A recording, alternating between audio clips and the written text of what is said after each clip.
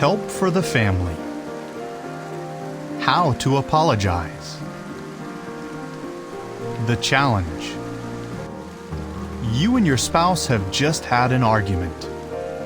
I don't need to apologize, you tell yourself. I'm not the one who started it. You drop the issue, but the tension lingers. You reconsider apologizing, but you cannot bring yourself to say those simple words, "I'm sorry." Why it happens. Pride. Sometimes it's hard to say I'm sorry because my ego gets in the way, admits a husband named Charles. Inordinate pride can make you too embarrassed to acknowledge your share of the blame. Viewpoint. You might feel that an apology is in order only if you are responsible for the problem. A wife named Jill says, "When I know I'm 100% at fault, it's easy to say I'm sorry. But when we both said things we regret, it's difficult. I mean, why should I apologize if both of us messed up?" You might feel even more justified if you feel that what happened was entirely your spouse's fault. When you genuinely believe that you haven't done anything wrong, says a husband named Joseph, withholding an apology becomes a way of declaring your innocence. Upbringing. Perhaps you were raised in a household where apologies were seldom uttered. If so, you may not have learned to own up to your mistakes. Having had little practice as a child, offering sincere apologies as an adult has never become your habit. What you can do. Focus on your spouse.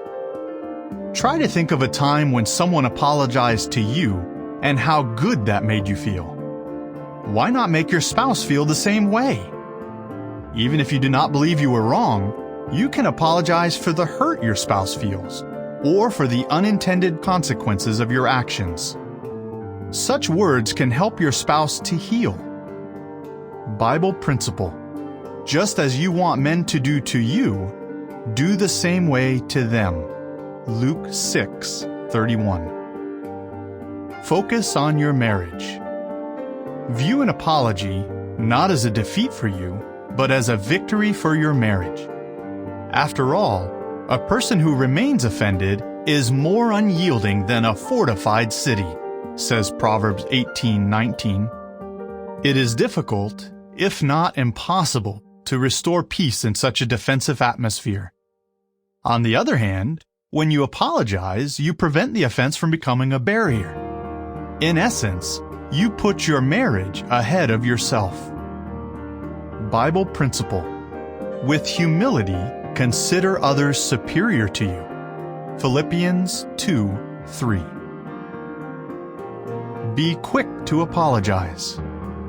True, apologizing may be difficult if you are not fully to blame. But your spouse's faults do not excuse bad behavior on your part. So do not hesitate to apologize, thinking that the passing of time will cover over the offense. Your apologizing can make it easier for your spouse to apologize too. And the more you practice apologizing, the easier it will become for you. Bible principle. Be quick to settle matters. Matthew 5:25. Prove that you mean it. Rationalizing your behavior is not the same as apologizing for it. And saying, perhaps with a tinge of sarcasm, "I'm sorry that you're so sensitive about this," is not an apology at all. Accept responsibility for your actions and acknowledge the hurt your spouse feels, whether you believe that the hurt is warranted or not. Face facts. Humbly accept that you will make mistakes. After all, everyone does. Even if you think you are blameless in a situation, recognize that your version of what happened is probably not the whole story. The first to state his case seems right, says the Bible, until the other party comes and cross-examines him. Proverbs 18:17. You will be more apt to apologize if you have a realistic view of yourself and your shortcomings.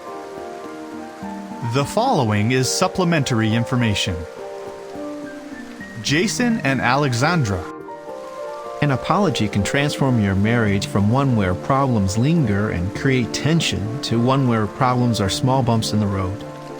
Apologies give you the chance to prove your love for each other. Kai and Julia. The objective of an apology is to restore peace and happiness. It's not about who's right and who's wrong. If your spouse is hurt over something, do all you can to make him or her feel better. End of article.